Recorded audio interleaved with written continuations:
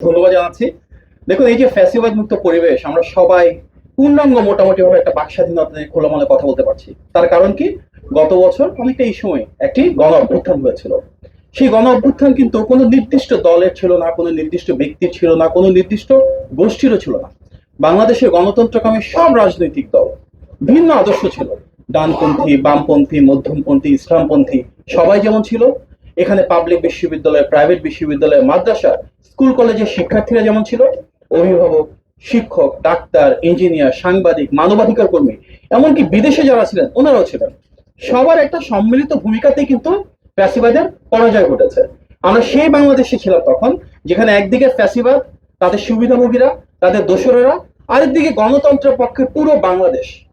Unfortunately 5ই আগস্টের পরে সেখান থেকে আমরা অনেকটা সরে গিয়েছি, হয়তো নিজস্ব কিছু হীন স্বার্থ, ভিন্ন দৃষ্টিভঙ্গি, যার কারণে আমাদের মাঝে কিছুটা দূরত্ব তৈরি হয়েছে।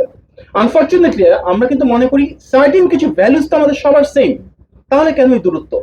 আমি যদি রুমের দিকে তাকাই, আমরা ভিন্ন রাজনৈতিক আদর্শের লোক আছে এখানে, আমরা ভিন্ন রাজনৈতিক দলের প্রতিনিধিত্ব করছি এখানে, বা আমাদের হয়তো ডিফারেন্ট ফিলোসফি আছে কিভাবে বাংলাদেশটাকে আমরা সামনের দিকে নিয়ে যাব। আমরা কি সংবিধান পরিবর্তন করব নাকি এটাকে সংশোধন করব? আমরা দ্বিকক্ষ বিশিষ্ট সংসদে কি প্রপোর্শনাল রিপ্রেজেন্টেশন রাখবো নাকি সিট ওয়াইজ করবো? এখানে ভিন্ন ভাবধারা যাই থাকুক, মূল লক্ষ্যটা তো এক। মূল লক্ষ্য কি? এটা গণতান্ত্রিক বাংলাদেশ প্রতিষ্ঠা করা, যেখানে মানবাধিকার থাকবে, যেখানে আইনের অনুশাসন থাকবে, যেখানে বাক স্বাধীনতা থাকবে। এবং যদিও হয়তো আমাদের ওয়ার্ডিংটা ডিফারেন্ট, বিএনপি থেকে আমরা বলি কি সবার আগে বাংলাদেশ, অর্থাৎ বাংলাদেশের স্বার্থ, বাংলাদেশের সার্বভৌমত্ব এবং জনগণের ক্ষমতায়ন সুনিশ্চিত থাকবে।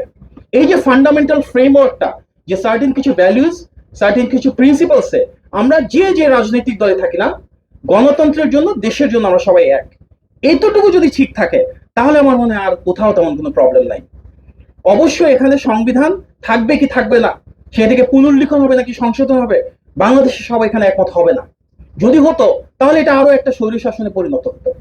এই যে ইনহেরেন্ট ডিফারেন্স, আমি একটা পলিটিক্যাল পার্টি থেকে আছি, উনি একটাতে আছেন, আপনি একটাতে আছেন, আমি একটা সার্টেন ফিলোসফি দিয়ে আসছি, উনি আসছেন একদিক থেকে, উনি আসছেন আরেক দিক থেকে। এটাই তো গণতন্ত্রের ইনহেরেন্ট ডাইভার্সিটি, এটাই তো গণতন্ত্রের সৌন্দর্য। ভিন্ন মত থাকবে, ভিন্ন পথ থাকবে, ভিন্ন অবস্থান থাকবে, তবে দেশের স্বার্থে আলটিমেটলি ডিফারেন্ট জার্নির মাধ্যমে আমরা সেম ডেস্টিনেশনে পৌঁছাবো। এখন যদি আমরা জুলাই সনদের কথাই বলি, বা অন্য যে কোনো নামে জোর করে কাউকে চাপিয়ে দেওয়া হয়, তুমি এটা ভিন্ন কথা বলছো, এটা হবে না, এটাই মানতে হবে, এটাও তো গণতান্ত্রিক আচরণ না, এটাও তো একটা ভিন্নতান্ত্রিক স্বৈরশাসন।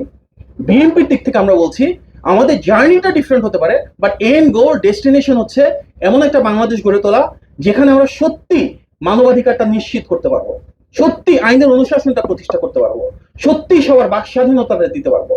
আজকে যে আমরা অনেকটা সুন্দরভাবে খোলামেলা কথা বলতে পারছি, তার কারণ যে গণ অভ্যুত্থান, এই গণ অভ্যুত্থানে সবার যেমন ত্যাগ ছিল, সংগ্রাম ছিল, এটা ঠিক। তবে সবচেয়ে যেহেতু বড় রাজনৈতিক দল বিএনপি, গণতান্ত্রিক পথযাত্রায় হয়তো প্রথম 15 বছরের সফল আমরা হই নাই, কিন্তু নেতৃত্বটা তো বিএনপি দিয়েছে।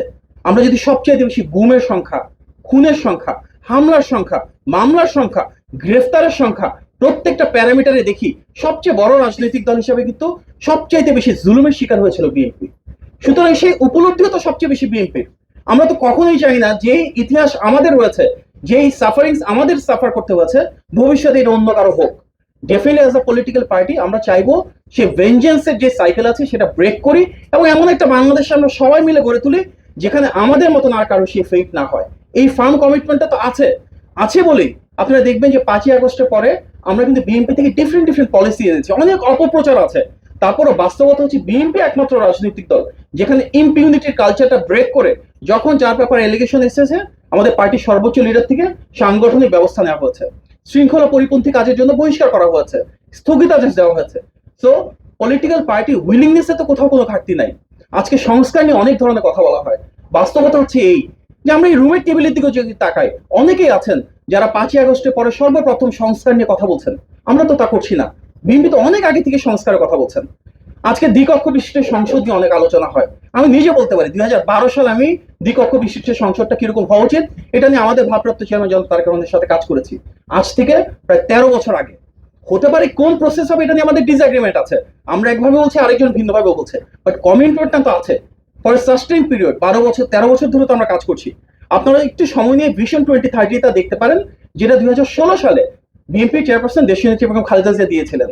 আজকে আমরা যেগুলো নিয়ে আলাপ আলোচনা করছি, দ্বিকক্ষ বিশিষ্ট সংসদ কিভাবে হবে, প্রধানমন্ত্রীর সাথে রাষ্ট্রপতির ক্ষমতার ভারসাম্য কিভাবে হবে, কিভাবে বিচার বিভাগ, আইনসভা এবং নির্বাহী বিভাগের ভিতর আমরা চেকস এন্ড ব্যালেন্সেস তৈরি করব, প্রত্যেকটা সেখানে ডিটেলে দেওয়া আছে। কারণ কি, বিএনপি সে সময় জানতো বাংলাদেশের সবচাইতে বড় রাজনৈতিক দল হিসেবে ফ্যাসিবাদের যখন পতন ঘটবে, হয়তো জনগণের ভোটে নির্বাচিত হয়ে বিএনপির রাষ্ট্র পরিচালনার দায়িত্বে আসতে হবে। সেই ফার্ম কমিটমেন্ট থেকেই কিন্তু আমরা সেই যে সংবিধানে আওয়ামী লীগ হাত দিল, সেই 2012-13 পর থেকে এগুলো নিয়ে কাজ করে আসছি। তারপর আপনি দেখবেন 27 দফা 2022 সালে এবং 31 দফা 2023 সালে যেটা দেওয়া হয়েছে। আজকে সংস্কার নিয়ে যা কিছু আলোচনা করা হোক না কেন, মৌলিক ভিত্তি কিন্তু সেখানেই। এটা অস্বীকার করার উপায় নাই। বিএনপির ভারপ্রাপ্ত চেয়ারম্যান জনাব তারেক রহমান যদি তখন নিজে না বলতেন যে পরপর 2বারের বেশি বাংলাদেশে কেউ প্রধানমন্ত্রী হবে না, হয়তো প্রধানমন্ত্রীর টার্ম নিয়ে আলোচনায় উঠতো না। করা হচ্ছে কেন? বিকজ বিএনপি স্টেপ ফরওয়ার্ড করেছে, তারপর সেটাকে ধারণ করে আমরা কাজ করছি। আজকে আমরা সংবিধানের যতগুলো মেইন ফান্ডামেন্টাল বিষয় নিয়ে কথা বলছি, ভিত্তি কিন্তু সেই ভিশন 2030, ভিত্তি কিন্তু 31 দফা। বাট হ্যাঁ, কিভাবে আমরা সেটাকে কার্যকর করবো, মেথোডোলজি কি, প্রক্রিয়া কি, সেখানে আমাদের কিছু সার্টেন ডিফারেন্স রয়েছে। এবং সার্টেন ডিফারেন্স আছে বলে আমরা ভিন্ন পার্টি। আমরা যে কোনো বিষয়ে যদি সবাই এক হয়ে যাই কিংবা জোর করে এক করা হয়, তাহলে তো আমাদের সেই গণতান্ত্রিক যে বৈচিত্র্য সেটা থাকবে না। সুতরাং আমি আপনাদেরকে বিনয়ের সাথে বলবো, আমাদের ভিন্ন মত ভিন্ন পথটাকে সম্মান জানানো উচিত, পারস্পরিক সেই শ্রদ্ধাবোধ থাকা উচিত, যতক্ষণ পর্যন্ত আমরা দেশের মানুষের প্রাধান্য দেই, যতক্ষণ পর্যন্ত দেশের স্বার্থ এবং সার্বভৌমত্বকে আমরা সর্বোচ্চ প্রাধান্য দিই। আজকে অনেকেই আমরা সংস্কারের বিষয়ে কথা বলছি, যদি আমরা দেখি ঐতিহ্যগতভাবে কি, বিএনপি সেই দল যেটা আমরা শহীদ প্রেসিডেন্ট জিয়াউর রহমানের সর্বপ্রথম সংস্কার ছিল, আমরা বহুদলীয় গণতন্ত্র পেয়েছিলাম।